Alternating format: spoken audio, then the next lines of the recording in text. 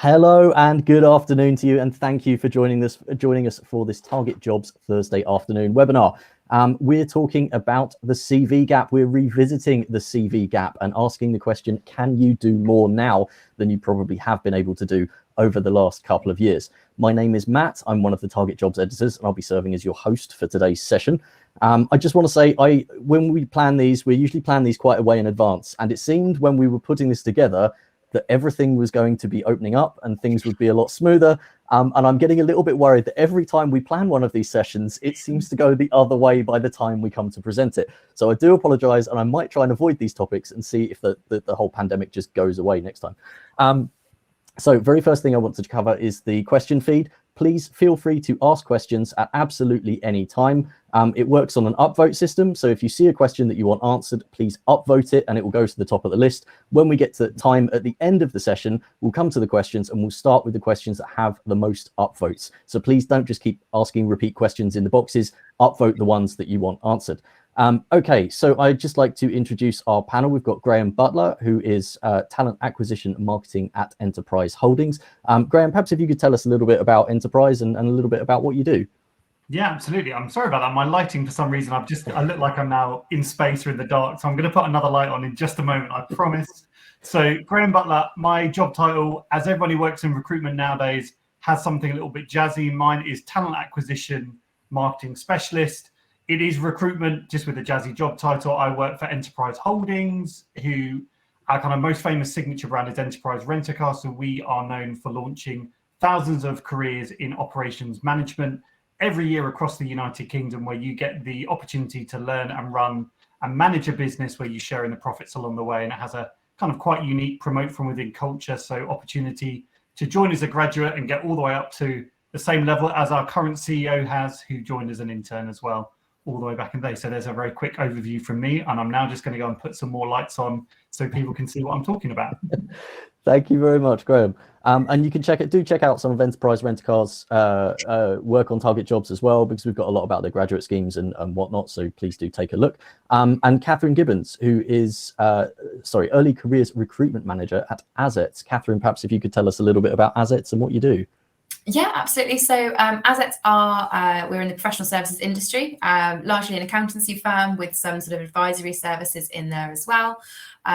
We take over 350 trainees per year. That's a mixture of graduates and school and college leavers. We've got over 80 offices in the UK. So if there's probably one near you at some point or another, some smaller, some larger city-based offices as well. All of our roles come with qualifications. So pretty much most of our positions will qualify you to become a chartered accountant, a chartered tax advisor, or a chartered internal auditor. So a range of positions there, but all predominantly in the finance industry. Thank you very much, Catherine. And again, you can check out Assets across Target Jobs as well, because they work very closely with the website too. So we've got a few talking points that we want to start with, just to talk a little bit about, I mean, as we say, the last 2 years have been a little bit rough, and it looks like we're sliding back a little bit at the moment. So the first question that I think we have to ask is virtual recruitment still the norm? So if I start with you, Graham, I'm only going clockwise on my screen. There's no particular order. I realize it'll be different for everybody. But Graham, tell us, is virtual recruitment still the norm for you? Yeah, absolutely. So the way that we define it at Enterprise at the moment is we call it hybrid with human. So we operate a hybrid recruitment process. So the early stages of recruitment are done virtually. So your kind of telephone, phone, and virtual interview are done that way. We don't actually have an assessment center anymore. We've removed that when the pandemic hit, which is another talking point further on. But the final stage is still an in-person interview and half-a-day job shadowing. But for us, there is no AI, no kind of pre-recorded video interviews. It is all virtual as much as possible, apart from the final stage, but all incredibly human-orientated and all very personalized as well. That's interesting. Thank you. Because I think when we've had these kind of talks about virtual recruitment in the past, there are a lot of companies, even before the pandemic, were switching to, as you say, AI or to pre-recorded interviews where you have to sit there and you're talking to a computer. So it's interesting that that you're keeping it sort of face to face. There has to be another person on the other end of the line. Thank you. Catherine, is virtual recruitment still the norm for you? Yeah, absolutely. Same here. Still very largely virtual. We were just edging back into doing some in-person interviews, and then obviously we had the announcement last week, so those have been swiftly changed back to Teams meeting interviews. Our process is all online at the moment. We do some assessments online. We do still have the pre-recorded interview at ASETS, and then we do a virtual group exercise. So kind of a mini assessment day, and takes about 2 hours. And then if they're successful at that stage, you will then go on to a virtual meeting with the office you've applied to, with the hiring manager and a member of the HR team. As I said, we were slowly creeping back into the offices, and we were actually starting to look at how we were going to do our assessment days in person as well, so being able to kind of do the group exercise in person. But obviously we have to adapt, and I'm sure Graham will agree. We've been adapting continuously for the last 18 months or so. And the feedback from the students is, it's easier in some senses. People like they don't have to travel a lot. If you're in university in one end of the country and you're applying for a job in your hometown, which is the other end of the country, arguably nice not to have to sit on a train or a plane for however many hours to get to do that. But also really nice to be able to see the environment that you'd be working in. So even if we are not able to get people in person at the moment, what we're doing is trying to get people booked in after they've had an offer to go into the office when it's safe to do so, to at least get to see and to meet people in person. Thank you. I think there's that niceness that you don't have to travel if you are applying somewhere that's a good way away from you. But then obviously that feeling that you're in your own bedroom or something like that, and maybe it's your own space, and you're bringing an employer into that kind of a way. It gives you a bit of a psychological thing. Could you maybe just tell us a little bit about? You said you use the pre-recorded interview by video. Could you maybe just tell us a little bit about that process and sort of how it works? You don't need to go through questions if you can't share them. But no, that's fine.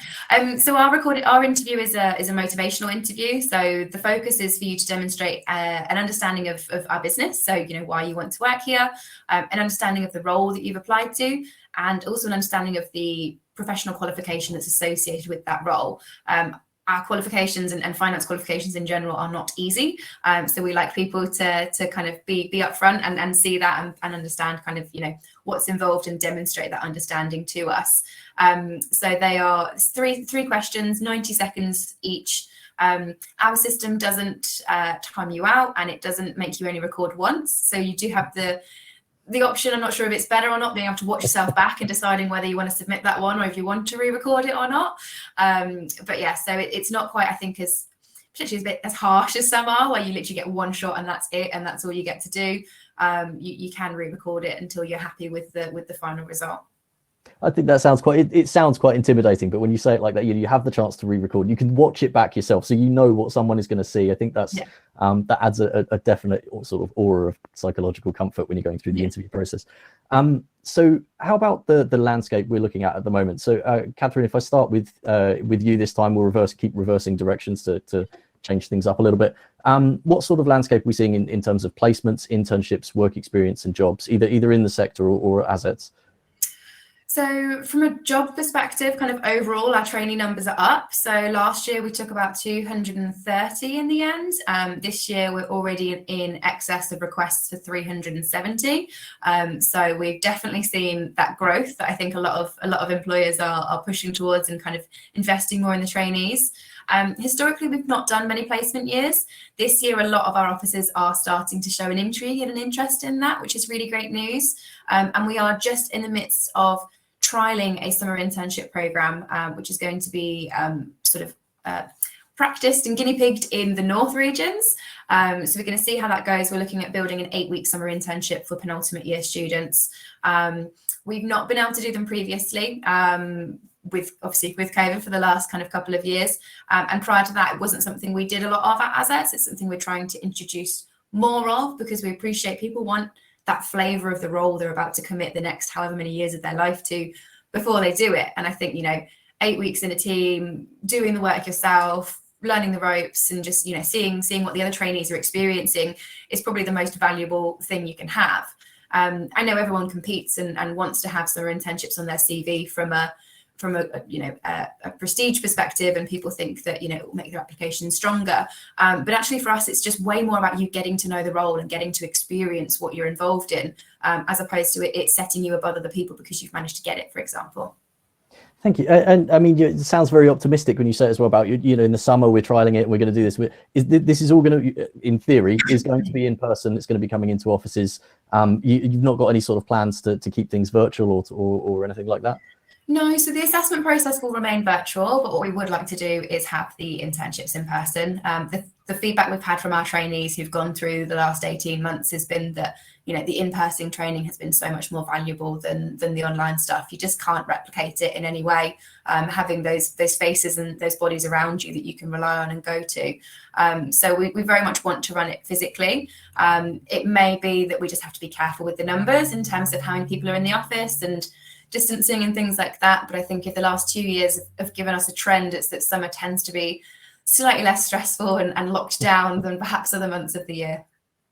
That warmer weather, we really need that warmer weather. I sort of understand what you're saying. I mean, we've had a few sort of companies that have come on and joined us on these webinars who have said, okay, we are doing this virtually, but there have been sort of logistical hurdles. We've had some people say, well, my camera's on 24 hours a day, so if anybody wants to ask a question, if you're thinking interns and trainees, not always the most practical approach, depending on where you're sitting in your house and whatnot. But there's a number of different ways to do it. But it's interesting to hear that kind of positivity with, we're definitely going to be back in person. Everybody learns off each other. It's really nice. Graham, how about the landscape for placements, internships, work experience jobs for enterprise, or even sort of wider in the sector? Yeah, sure, absolutely. So I think if we kind of cast our mind back to the start of the pandemic, and I should probably put a pound in the jar for every time I say the word COVID or pandemic in the next hour. But so enterprise, we operate in the transportation and logistics sector. Everything from cars to huge vans, lorries, golf carts. Enterprise are the largest provider of golf buggies and carts in the whole of the UK now for not only golf clubs, but festivals and events, live events management as well. But on that note, the reason I say that is because we were actually classified as an essential service provider in the pandemic. So as you can imagine a business who operates out of airports that we do, because obviously you have holiday makers, borrowing, leasing cars over those periods, that kind of ground to a halt. So what we actually had to do a lot of was to pivot, and we're very pleased to say that we offered a lot of vehicles and services to the essential services, so the police, nurses, doctors, etc., etc. And on that basis, we are still classified as that way. And so for us, it's very much business as normal as it can be, obviously with huge amounts of safety testing, precautionary measures in all of our offices, which was massive to implement. But we have over 470 locations across the UK and Ireland. And I just actually looked before the call, and we have over kind of 90 vacancies listed on our website. So it's really optimistic for us. We've got huge growth initiatives at the moment. There's a bit of a limit on that with the amount of vehicles we can get hold of with the kind of microchip shortage, but we're very much growth based at the moment. And so to give you an idea, at the moment, we've got around 140 students doing 12-month placements with us across the whole of the UK. That number is going to be higher this year. We're expecting to hire over 1,000 graduates across those locations. And, similar to, as Catherine said, we've got locations in so many places. You have a lot of choice and options as opposed to where you can start your career. So we don't say you can only start in a major city. We do a grad scheme in Truro, for example, or Inverness all the way up in the Scottish Highlands, or everywhere kind of in between, even in my little hometown of sleepy Eastbourne on the south coast along there. So there's a lot of opportunity and a lot of choice for students, and we absolutely see that now. But it's incredibly buoyant, and we're really excited because we see our internship program as our pipeline for our graduates and our future leaders, because actually our 12-month placement program is the same length as our grad program.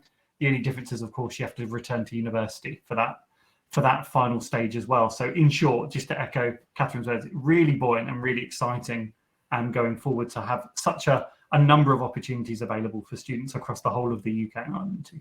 That's fantastic. Thank you so much. And this is what we really wanted. I think this, we were saying earlier, this is our last webinar before Christmas. This is upbeat. This is wholesome. This is what we need to round out this year. So thank you for sharing that. And it really interesting, like everybody associates enterprise with, you see the vans and you see the logos, going around. But as you say, electric vehicles, and it's really, for those of you out there who are thinking about your commercial awareness, look into the semiconductor shortage at the moment that Graham sort of mentioned that is causing trouble, because there's some really interesting things behind that. But it sounds like you're still pushing forward as much as is possible. So on that, I was going to say, on that note, if anyone's looking to sell a second-hand car at the moment, it's a shout, because we need more. Or if you just want to get good money for your car at the moment, now I promise you is the good time to sell it, because the market's never been better. I've actually just sold my car and I could not agree with you more there, Graham. We didn't script this, I promise. We didn't script this. It's just this is good. I'm looking forward to seeing the question feed full of offers. So I think a question that's come up and turning to kind of trying to forget, but obviously trying to remember the last couple of years. A lot of the questions that we get are about how lenient employers are likely to be, because it's obviously been very difficult for graduates. It's been difficult studying, let alone going out there, getting work experience, getting internships. So I think the big question that I wanted to ask for the recruiters that have joined us today is how lenient they are likely to be with the generation that has graduated 2020, 2021, and I'm sorry to say probably even a little bit of 2022. So Graham, perhaps if you could tell us, like, if you have any sort of ideas on leniency when it comes to assessing applications, could you sort of tell us a little bit about that? I just I attended a couple of webinars in the last couple of weeks, and actually the Institute of Student Employers have just launched some information which is saying at the moment you're getting the highest number of applicants per vacancy at the moment. So I think they polled 170 of the leading graduate employers, and currently the number is about 90 to 1. So 90 applicants to every one vacancy. So there's clearly huge appetite from students, and again, we expected that with obviously the slowdown in graduate vacancies. And I guess all I can say is this: it really is employer dependent. I can only speak on behalf of enterprise. I can't speak on every company who operates in the Times Top 100 or wider than that. But I think a lot of it is the type of recruitment they're doing. And so for me to explain that, I mean that we're assessing on potential, right? It's a graduate leadership program. We're training you to become a future leader, a future manager, and run one of our 400 plus locations and go on to become an area manager.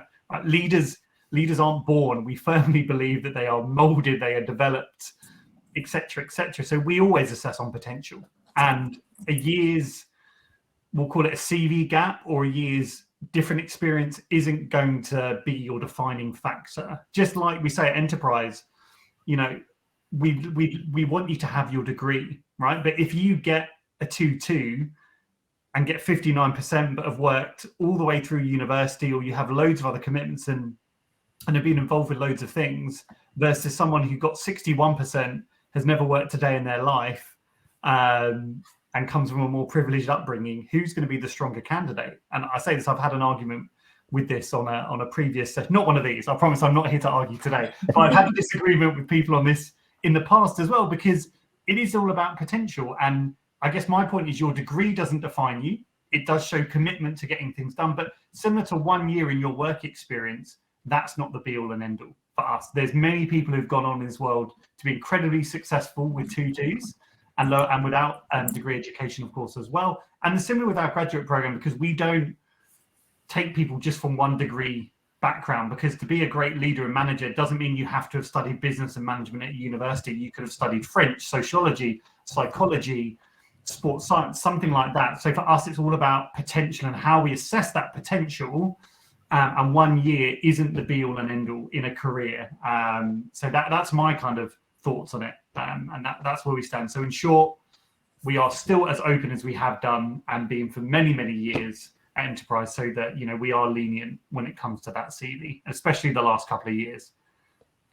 That's an absolutely brilliant message. And I mean, I think I was having this conversation with someone else, again, not an argument, but we were saying it is the skills you're looking for. So sometimes you for particularly academics subjects, you do need to prioritize your grades. If you're going into law, or it's, in certain instances into accounts, sometimes you need to have that grade. But if you, as you say, if you're looking for leadership, you're looking at the skills. You're looking, have you got that from a workplace? Have you got that from something that you do with your extracurriculars? Are you head of a student society, something like that? And I think we're talking about the pandemic and how it's been difficult to get out there. Maybe you haven't been able to get into workplaces.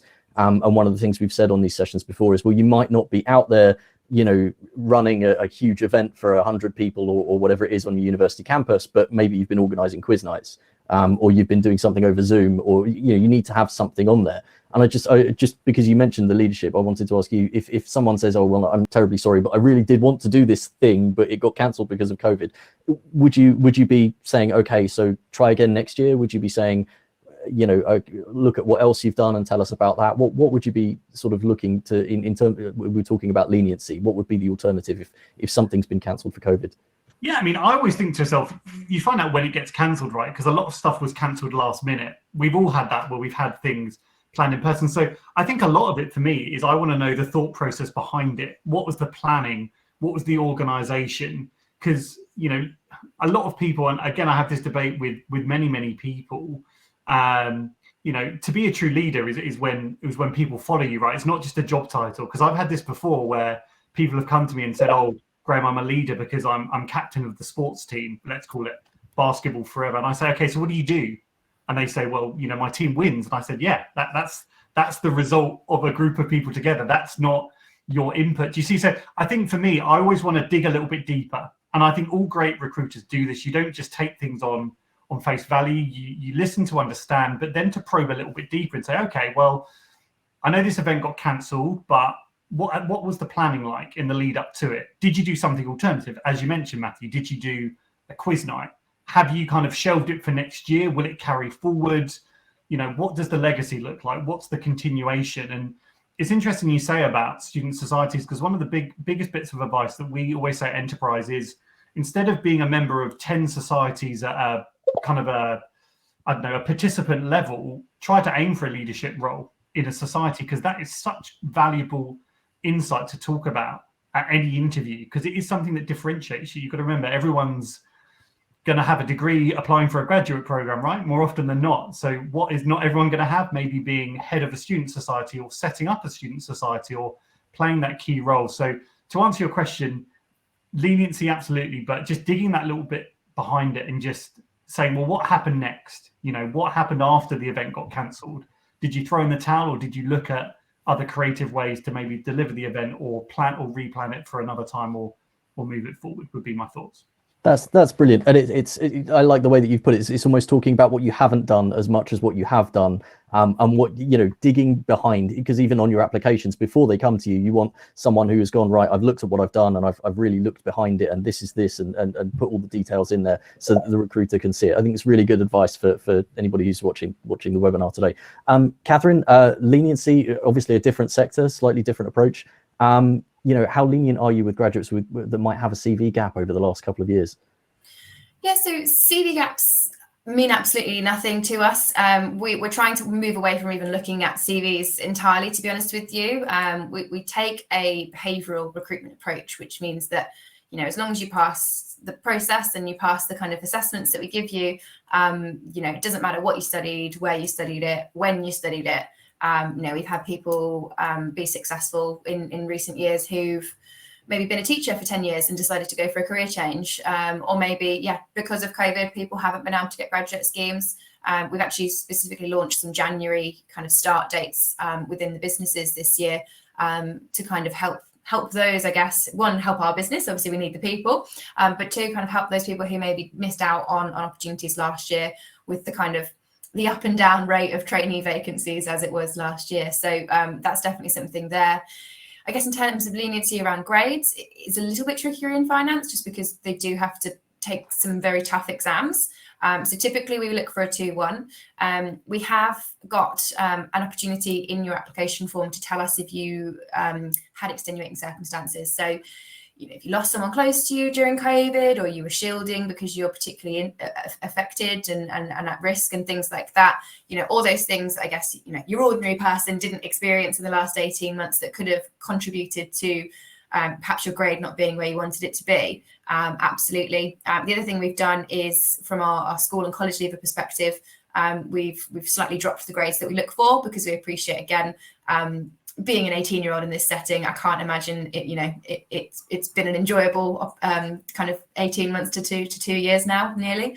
And so we wanted to make sure that people didn't miss out on the opportunity because of the way that they were graded by a teacher or by the AI that took part the first year and things like that. So we've definitely made some allowances, and anyone who submits a request for extenuating circumstances, we go back, we get a bit more detail. We ask for things like transcripts to see sort of a change in performance and things like that. And then the hiring manager has the sort of final say as to whether they're happy to allow you to continue through the process.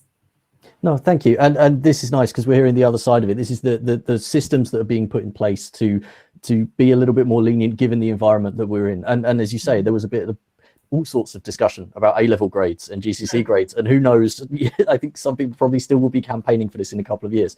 Yeah. And extenuating circumstances, which is something we say a lot on Target Jobs as well, is always do talk about it if you can, if you're comfortable enough to do so, because it has been a rough couple of years and there have been some really sort of surprising events.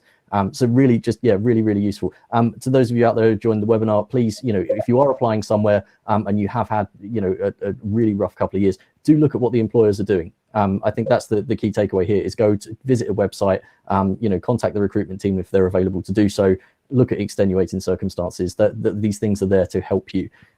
So thank you, Catherine. I think really sort of useful. I just want to go through a couple more. We're going to roll some of these talking points into one, because I want to make sure that we have enough time for questions. But I think we should really sort of look at what you expect to see on a CV, the sort of skills that you might have expected people to have gained over the last couple of years, or skills that they might have gained but don't talk about over the last couple of years. So Catherine, maybe if you could tell us what you'd expect to see on a CV that's had a sort of pandemic 2 years. What sort of skills might people have developed? I think it's, a lot of the skill that people have developed over the last couple of years is probably resilience more than anything else, which is a really tricky one to demonstrate on a CV. Just getting out of bed and progressing for some people on those days when we were in that really tight lockdown is something that, no generations, recently before us have ever had to go through. As I said, we don't look too much into CVs, but I think, if I reflect on some of the hiring managers I have who do like a good CV, they're looking at the opportunities you took to challenge yourself or to develop yourself when there wasn't an opportunity to almost have someone do it for you, for example, like in a summer internship or in a placement. We've seen lots of people taking lots of LinkedIn courses recently. So, be that leadership courses or kind of just like communication courses, I think I saw the other day as well. So there's a lot out there. I think if you have the time to do it and the time to invest in them, and it feels right for you, and it's perhaps an area that you want to develop in yourself, absolutely. I think almost showing more self-awareness of what your developmental areas are is really important as well. So, if you're someone who dreads doing presentations during your seminars, for example, doing a LinkedIn course on communication skills actually might be a really great one for you to do. And, probably what we'd see even more benefit of in that CV is you saying exactly that, I know I really struggled with this, and so I did this course to improve myself, rather than just listing, I went on this course, I went on that course, I did this and this. Tell us why you did it. I think that actually adds a lot more value to that component of your CV. Definitely, that's brilliant advice. We've said this time and time again as well on these webinars, is make sure it's career focused for you. It needs to have some, everybody says, oh, I'm doing coding because it's lockdown and everybody's learning coding, which is great, unless you're thinking that's going to help you because you're going for a career working as a chef. You need to make sure that it's focused on what you actually want to do. As you say, if you're having a problem with communication skills, you're going to go somewhere where they're going to require you to have communication skills. Maybe this is the course you should be taking. I think it's really, thank you. Really sort of useful way of looking at it. Graham, what would you expect to see at the moment coming through on CVs or applications, as we say? So I think just talking about skills. So I have I'm not a ranty person, I promise, but this is just my 2 cents on this. So over the last couple of years, I've seen so much what I would refer to as influencer nonsense online, which is saying things like, if you haven't come out of lockdown with at least one new skill, etc., you've failed, all of that rubbish. And for me, these are the same sort of people that preach 4 a.m. hot yoga and reading the New York Times by kind of 5 a.m. and running 20K by that time. Honestly, I just think that's not for everyone. If you can get up at 4 a.m. and do hot yoga, then good for you. But honestly, I can't think of anything worse, and it's just not something that I would choose to indulge in. But what I would say when it comes to the whole skills piece, for me, a lot of us have probably had a little bit more time on our own than we're used to, just because of the setting we've been in, or we've been on our own, maybe more with our own thoughts a little bit more. And what you've probably been able to do without necessarily realizing it is you've been able to reflect, but probably also you've had to prioritize in, you know, the last couple of years who's important to you and who you choose to spend time with and who you have in your circle. And you may have actually had a bit of a shift in mindset during this period. I know I have absolutely had a big shift in mindset, which actually resulted in me cutting out a lot of the people that cause drama and negativity in my life. Now, you can't really put that on a CV. Yeah, it's tricky to put that on a CV. But what I would say is something which a lot of us have probably been able to develop in the last couple of years is what I call perspective taking. And this is a big one for me. So perspective taking isn't the same as empathy. I think is important to differentiate that. For those of us on the call who are a little bit geeky, empathy is a bit more about feeling what someone else is feeling. So think kind of Professor X in X-Men First Class, or Mantis in Guardians of the Galaxy, for example. And these are because these people are known as empaths accordingly. But what I think we've all been able to do a little bit more in the last kind of year is be able to put ourselves in other people's shoes a little bit more and try to be able to relate to people a little bit more, which are actually really key skills in business. Because I think when you do go into that professional workplace, you are going to be meeting and working with people from all different backgrounds and all different walks of life. So I'm not necessarily saying put that in your CV, but probably your perspective about how you would actually write your CV might be a little bit different just from what you've experienced in the last year. And you should hopefully be able to prioritize what's important to you and actually be able to write a much more focused CV, as you know, mentioned, with much better research than just kind of doing kind of a one size fits all spamming approach to the CV. So that's probably what I would say on that one. I think that's good, and that will lead quite nicely onto our next point when we sort of talk about how you can articulate skills in a kind of application. But there's two things that strike me that have come out of this, and it's one that Catherine mentioned: resilience. So this it feels like a nebulous concept. But we've done 2 Target Jobs webinars that I want to recommend. I'm not recommending these because there's any commercial involvement or anything like that. They are just useful. We did one with Unlocked, which was a lady from, they recruit for the prison service. So it's dealing with prisoners and whatnot. And it was really interesting, her perspective on what resilience is and how you develop it. And a lot of it was about interacting with people. It's about understanding other people's problems. Like Graham was saying, you know, it's getting in someone else's shoes, understanding why they're getting upset, why they're getting angry, and learning from it and being able to handle it in a different way next time. And it's a really useful webinar. Please do go and look for it. It's on the Target Jobs YouTube channel. And we've done on the other side, we did one with KPMG on resilience, which is obviously a completely different kind of look at things. They're not obviously dealing with prisoners. So it's again, useful ways of looking at the skill of resilience and understanding how you learn and how you grow from the experiences that you've had over the last couple of years, and being able to apply that when you're going into a workplace.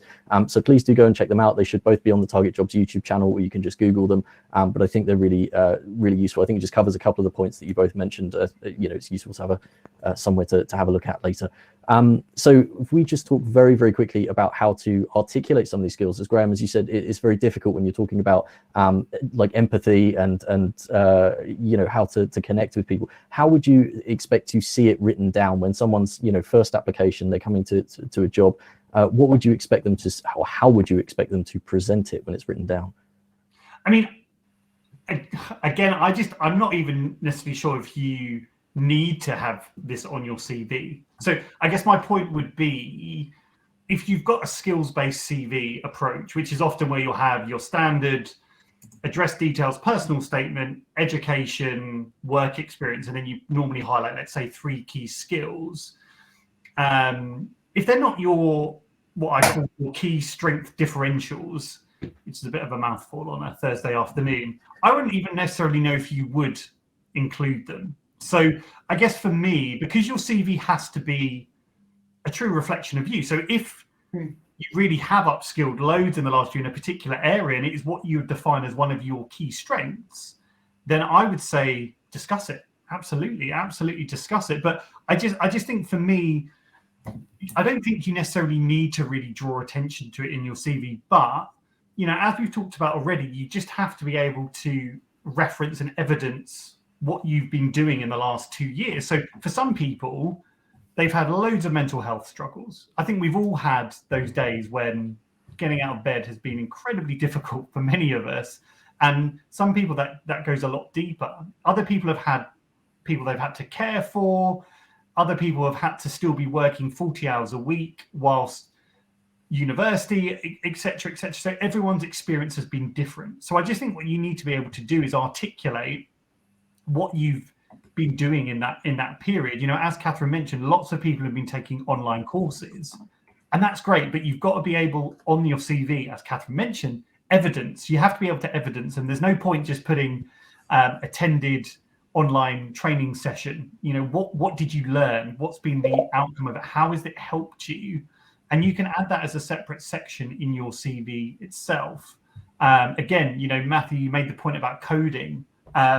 What I always find interesting, because I've worked in tech recruitment as well, so I know quite a lot about it, and the amount of people that love to drop a nice bit of sexy Java on their CV, that's what they're now doing. And I say, okay, talk to me about object-oriented programming, and let's go from there and see. And you just get this blank look on their face, or, you know, I'm like, so what's the difference between JavaScript and Java? And they go, and I'm like, well, do you see what I mean? So people often, as you say, it's the thing that people want to have on their CV. So if you've done it, I think that's great, but you've got to be able to evidence it and talk about it. But it shouldn't be your defining point. I think that's my thought process. There's nothing wrong with having a gap in your CV, because now more than ever, recruiters aren't looking for all the dates to join up and be absolutely in sync. But what I would say is, if it's on your CV, it needs to match your LinkedIn profile. That's where students get caught out quite a lot, is the LinkedIn profile is different to the CV, and that's sometimes when we have some questions. That's interesting, and that's a good one to flag up, because I think a lot of people do forget the social media, even when they've pasted the link into it's at the top of the page. It's the first thing that's there if they don't match. But yeah, also evidencing, and for more on this, you can obviously Target Jobs is a resource that's there to help you go have a look. We've got bits on the STAR method, how to draw out, you know, the situation, task, action, result of things that you've done. And that with, you know, we've also got advice on online courses, and, you know, whether they've got certificates, whether you're going to have a mentor, how you can talk about the results and what you've gained from an online course. So there are things to help you articulate that. As Graham says, it is important that you, if you need to discuss it, if it is a big part of what you've done, then make sure that you articulate in the best possible fashion. Catherine, I know we've already said you moved away from CVs, so I'm going to stop using that word now. But you know, what sort of, how would you expect someone to articulate what they've been doing at the moment? How would you expect them to talk about their skills, or what would you expect to see on an application or sort of early recruitment stages? Yeah, so I think the stage that people can really start to bring in that experience is probably from the video interview stage onwards in our process. You know, the questions are motivational, but you can tie that in. You know, for example, if you're talking about why you want to become an auditor, you know, you could talk about then kind of courses you took and why you took them and how that kind of influenced you. So it's not necessarily about kind of, I think, an experience-based approach, but look at all these courses I took, I've got so much experience, but it's actually about relating them to your motivations in that sense. So I took this course and I gained that experience from it, and it's made me want to do X, Y, or Z. It's kind of brought me into this career path through that experience. So, you know, it's not about you don't have to have it. It's not, you know, an absolute essential. I think a lot of employers are moving away from sort of looking at past experience altogether, because there's a lot of debate around sort of social mobility and kind of being socially disadvantaged and how that may impact the access to experience and relevant experience. But I think when you do have it, it's utilizing it in the right way, so that, yeah, you can use it to sort of influence and inform people. Another part of our assessment process is during your interview, you do a presentation. And again, that's a great opportunity to kind of bring in things like that could be relevant, and how they've influenced you and how they've impacted you as well. Thank you. Yeah, that's so there's a little bit of personal presentation involved as well. As you say, when you're doing a video interview, which may be the early stages now of a recruitment process, practice, I think, is the only thing you can do, isn't it? It's you practice to your cat, you practice to the mirror. You record yourself before you record yourself for the thing and rewatch it. And the more you do it, eventually you'll get more confident at doing it. I think it's a really tough one to get to grips with, particularly if you're not a natural sort of don't feel like you want to be on the stage sort of thing. Thank you. I wanted to give us time for questions. So we have sort of 20 minutes, and I'm going to, as I said at the beginning of the session, we'll go through in order of upvotes. And the first one I think is actually quite interesting. I'm just going to open this up. So Graham, Catherine, please chip in. Feel free at any time. How do you make a good CV impression if employers look at CVs for 7 to 10 seconds on average? And I think the question that arises from that is, do employers only look at CVs for 7 to 10 seconds on average? Whoever would like to answer. I'm happy to go first, if that's all right, Graham. Yeah, go for it.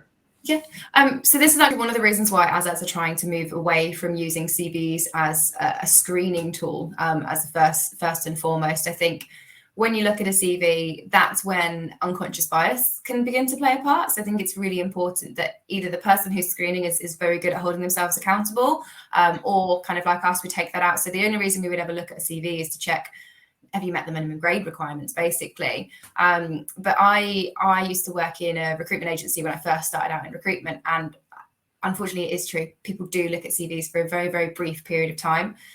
So it's really important that if you are going for a role that is going to assess your suitability based on your CV, that you put the most important things first. You'd be amazed at the number of people I have apply for graduate jobs that put their degree at the very bottom, on like the bottom of the second page. Just really simple things like that, like make it easy for the recruiter to find the information that they need at a first glance. So education, if you're going for a grad job, if you're going for a job that requires a level of education at UCAS points, whatever it might be, make it easy to find is sort of my first and foremost sort of tip I'd give to people. And make sure you put the important stuff first. Some people, for some reason, put their earliest job first and then work down towards most recent. Definitely flip that on its head. Most recent should always be at the top so people can see what you have been doing most recently. But yeah, I think those are probably two of my sort of top things that I notice people do, that when I did used to scan CVs, they were the things that, maybe caused you to turn off from a CV before giving it enough of a chance. So that's what I'd say. Thank you. And I guess just to add to that, I find this whole concept really weird of recruiters being timed to look at a CV. Like there's someone there with a stopwatch saying, right, Matthew, you need to review this CV and tell me exactly how long you spend looking at it. But I think just to echo Catherine's words, right, the CV is often the first impression that a recruiter has. So it needs to be easy to read. So there shouldn't be long paragraphs. But I guess if we're going to really simplify it, a kind of a CV is a first method of recruitment. It's just a matching process. As mentioned, matching grades. What are the key skills? So for example, enterprise, we assess on 6 things: communication, leadership, work ethic, customer service, sales, flexibility, right? Is it easy for me to find those 6 things in your CV, or at least 4 of them, to be able to move you through? There's no bones about it. Enterprise is a customer service business. It's the number one thing we prioritize. If your CV does not mention anything about people or customers, or it's not easy for me to find, that's going to be a problem. Because again, it goes back to your point, Matthew, about lack of research and lack of understanding of the role that you're kind of going for. So, there's loads of different ways of looking at it. I wouldn't read too much into this 7 to 10 second analogy thing. I would say it's more like 12. No, I'm only joking. It really does vary on company by company basis. And do you know what? I would say weirdly as well, sometimes, and I probably shouldn't say this, but this is not me or not enterprise, I promise you, but sometimes depending on when you apply for a job, will depend on how much time your application is seen by. So I'll just explain this very quickly. Most recruiters, and Catherine, please chime in here with your thoughts as well. Us recruiters, we love to be organized and we're very disciplined, right? So we'll normally have set times of a week that we will assess or screen applications. And normally Monday would be one of those, because you normally get quite a lot of applications through on a Monday. So you normally get more applications through on a Monday or a Tuesday than you would do on other days of the week. So there could be something to be said that actually, if you apply a little bit later in the week, your application form may get more interest, or depending on when deadlines close for certain grad roles. I mean, enterprise do rolling, but a lot of other companies, they'll have set dates. That's why it's much better to apply at the beginning of the cycle as opposed to the very end of the cycle, because you're more likely to be rejected at the end when there's going to be already more candidates through the process. So I don't know if Catherine, if you have anything to add, or if I've just spoken absolute nonsense, please call me out and say, Graham, you're talking rubbish, because I don't mind. No, I'd echo everything you've just said there. I think that's all spot on. Yeah, we try to check applications every day, but obviously sometimes we have assessment centres. We my team just don't have the time to look at them for a day. Yeah, I think definitely kind of the weekend is a big hit. Obviously no one's at uni, so that's when people have got the time to sit on target jobs and find their future career. But I think in terms of making yourselves stand out from a CV perspective, the tips Graham and I have just given hopefully will be beneficial. And it's about, as you have to remember how many CVs we read as recruiters. Last year at Assets, for just around 230 roles, we had 10,000 applications. It's a lot of CVs to read, so you can kind of appreciate where the myth of recruiters not spending that long reading a CV comes from. It's a large amount of manpower. So making your CV as kind of easy to read and friendly and accessible as possible is the best approach.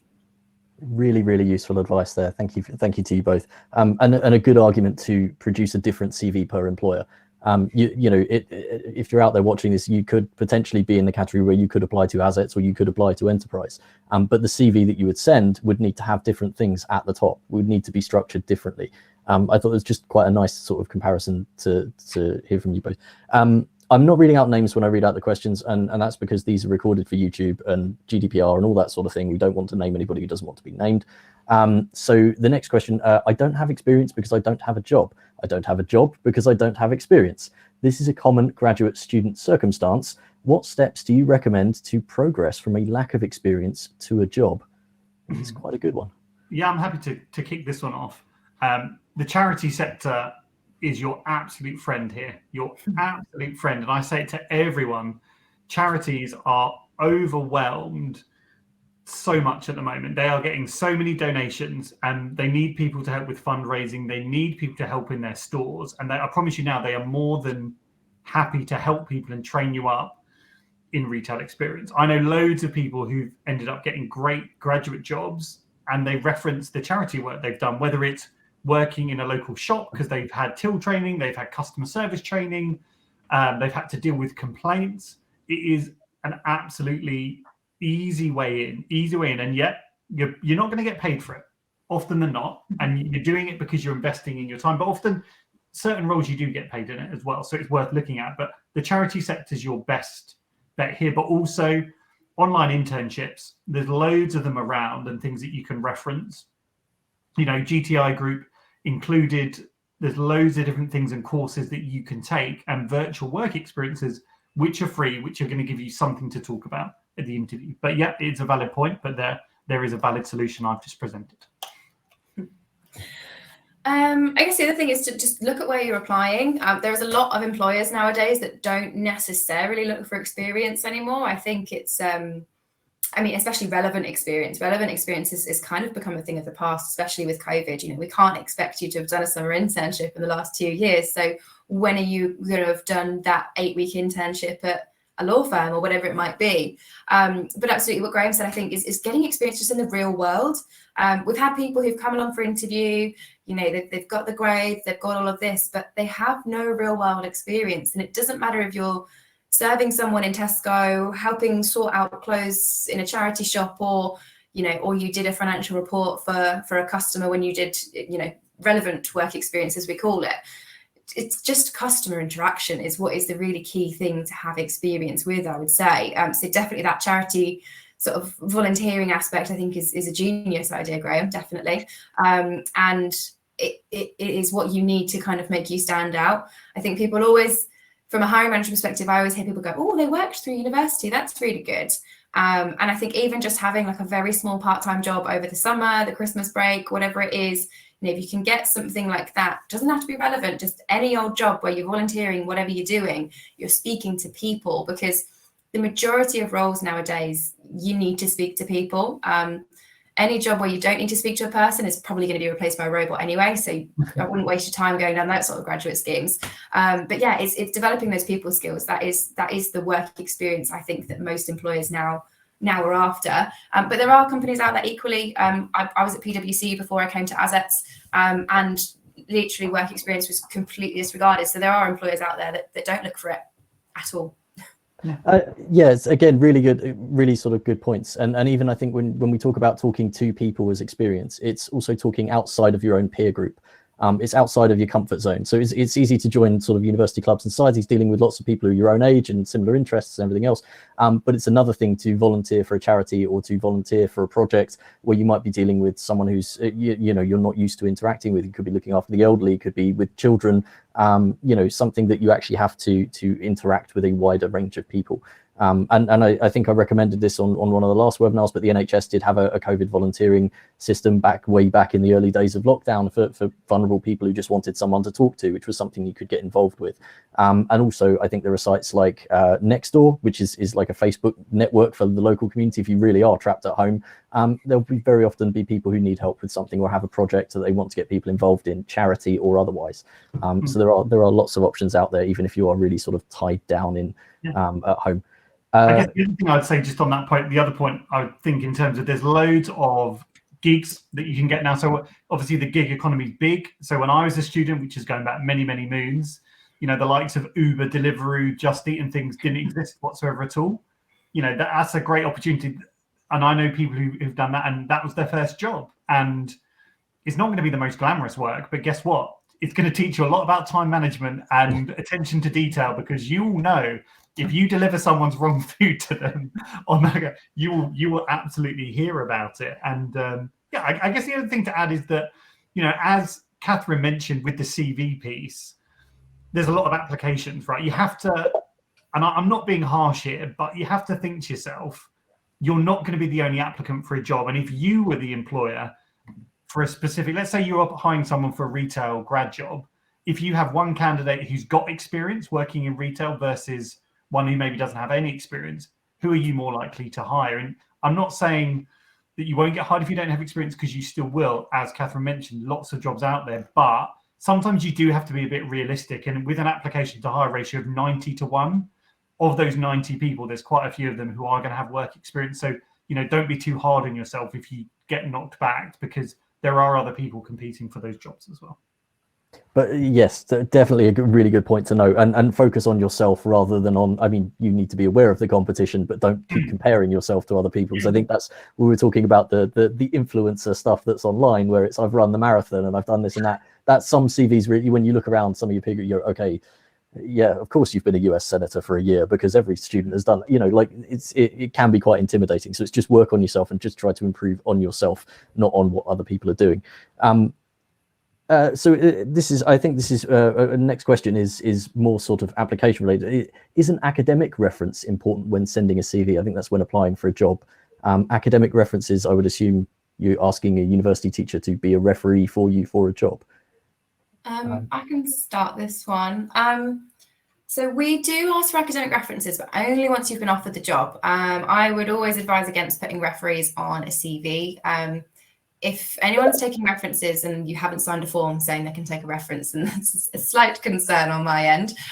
So yeah, I would just avoid putting references on your CV. If an employer wants them, they'll ask for them. And like typically our team, our onboarding team who take the references don't have sight of your CV because that's GDPR confidential. They don't need to see it. So actually they're going to message you and ask you for the referee details anyway. I think that stands. Graham, do you have anything to add to that? No, I mean, I think it doesn't do any harm.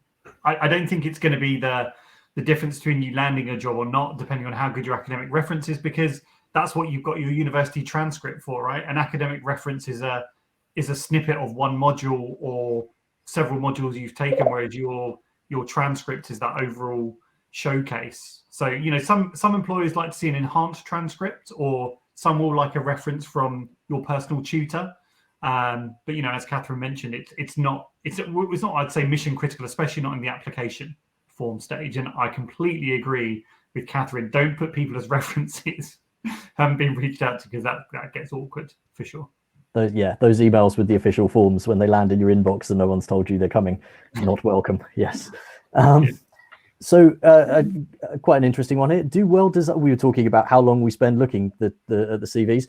Do well-designed CVs catch your eye and invite you to pay more attention, or do you prefer the basic black and white format? Well, I mean, I'm happy to kick off. Now, one thing I would say is that a lot of graduate recruiters have something called an applicant tracking system, or ATS, which is basically just a database which helps us manage. I've said we're efficient. We still like a bit of software to help us, which helps manage those applications come through. So often when you send a CV in, it will reformat it. I know it's going to break your heart here. It will reformat it for you anyway and make it more basic, or it will pull up keywords from a CV anyway as well. And actually, on that note, I would actually say you're actually better having a more simplistic CV with less fancy editing, and definitely not a photo, because sometimes these things come into application tracking system and they look warped and all the wording and text is off. And it's really tricky. So I would say keep it as simple as possible, simple text. Don't put additional text boxes. Don't put loads of lines and kind of grids around it. I would say keep it as simple as possible, but that's just my opinion based off of the software that we use and how it comes through, and just working previously. I mean, a lot of them you can just upload a CV as well, but I would always just say keep it as simple as possible. Yeah, echo that. I've definitely seen plenty of CVs get warped and I can't even read them because my system's just garbled them far too much. I would say probably the only caveat is if you're applying for like a really design orientated role, probably then you want to have some nice, pretty colors and graphics and whatever on your CV. I think that's where it's relevant. But if you're applying for an accountancy grad scheme or an operational management graduate scheme, we don't really need to see that stuff. So probably just save your time, to be honest with you. It's better. Yeah. The content is way more important than the presentation. And if you are going to apply for a creative role, I would definitely seek specialist help on that, whether it's through an agency, through a company, if you can make a connection with someone on LinkedIn, because again, people have fallen foul of that by going over the top and over designing it. And if it's not to the company's style and taste, it's almost like being a fashion designer and showing someone your designs and then saying they're all garbage, and then you've kind of fallen at the first hurdle. So just be really mindful of that, because unfortunately a lot of CVs do come down to taste and personal preference and style as well. I think that people were lulled into a false sense of security. There were a lot of stories of people putting their CVs on billboards and champagne bottles and chocolate bottles, chocolate bars and pigeons and all sorts. And it's kind of giving people the impression that, it needs to be as exciting as possible. But in reality, as you say, it's the keywords that maybe the software is going to be looking for it. Maybe the recruiter is going to be looking for it. It needs to be simply presented. And I've said this on the Target Jobs webinar before, if you are in the media, for example, when I've done it, because I'm an ex-journalist, I tend to make sure people know I can use some InDesign and sub-edit things and whatnot. Absolutely, completely okay to do that. But if you're very early career, do, as Graham, I think, was saying, get it checked by someone who's in the industry who can look at that and go, well, yes, this is good, but actually you've broken several design rules here, there, or otherwise, if you're going for a media position. Yes, I think, okay. So we are running out of time. Can we just get through one last quick question, do we think? And I think the last one, just to finish off, is how valuable is volunteering on a CV if it's unrelated to the job that you're applying to? Do you want me to start this one, Graham? Yeah, go for it. Yeah, so I think this sort of probably ties in nicely with what we were talking about earlier in terms of the charity side of things. Transferable skills is the key in this. That's what you need to be sort of drawing from that volunteering opportunity. It may not be relevant. You might not understand how running a till in a charity shop could be relevant to you becoming an auditor, but actually, dealing with a wide range of individuals, perhaps complaint handling and things like that. They're all transferable skills that are going to be really valuable in pretty much any role that you go into, I would say. That was my point. Sorry. I promise it's not scripted, but that was my point. And I guess I would just say that as we are talking CVs, one of the biggest mistakes we see is that people don't, or students don't include work experience which they don't deem as professional. E.g., if it hasn't taken place in an office, they leave it out. Well, actually, those 3 years working in McDonald's and working your way up to supervisor, that's the goal. That's the magic for us at Enterprise. If you want to go into retail management, for example, because you've demonstrated ownership, leadership, customer service, driving sales, dealing with people, versus if people say that they've done a week's internship in an office where they actually just made cups of tea and coffee and sat in on some meetings, which was valuable, but that 3 years of consistent work experience is absolute money to us, absolute money. So I would say again, often students don't fill all their space on their CV on the 2 pages. So you should be able to include all your work experience in some context. And if not, you'll be able to bring it in on the skills. But absolutely, it's all about transferable skills. And if you need any help with that, there's loads of great resources on the GTR website. Catherine and I'll be more than happy to help you as well, I'm sure. Thank you very much for the plug. And that's a great way to end, I think, with some really, really useful advice. We've covered some great points today. I'm sorry that we can't get to all of the questions, but we do our best to get through the most sort of upvoted ones that we can. It's quite difficult when we do these webinars. I think it's quite difficult to participate in these webinars because we obviously can't see you who are out there watching. So maybe if you have found this useful, if you've got anything from it, please just pop a thank you in the chat or in the question box, just to let us know that this helped you in some way. I want to say a massive thank you to Graham from Enterprise. Perhaps is there any way you'd like to direct people a website or whatnot to yeah, I would say the best thing to do if you want to learn more or need any help on your CV or advice whatsoever at all, I'm really easily findable on LinkedIn. Please connect with me directly on LinkedIn. Just type in Graham Butler Enterprise and I will come up. Drop me a connection. I'll happily review your CV for you and we can stay in contact that way. There we go. I can't be fairer than that. Thank you very much. And Catherine, a massive thank you to you as well for joining us. Could you, anywhere you'd like to direct people to? Yeah, absolutely. So assets.co.uk, we have a dedicated early careers section. It's got FAQs, it's got guidance about our recruitment processes. You can find all our current opportunities available on there. And yeah, equally feel free to add me on LinkedIn. Any questions, I'll direct you to either answer them myself or direct you to a relevant member of the team. That's fantastic. Thank you again to you both. And thank you to all of you for joining us. And I think that's it for the year. So we'll see you next year with more webinars. Take care and stay safe. Thank you. Thanks a lot. Bye. Thanks.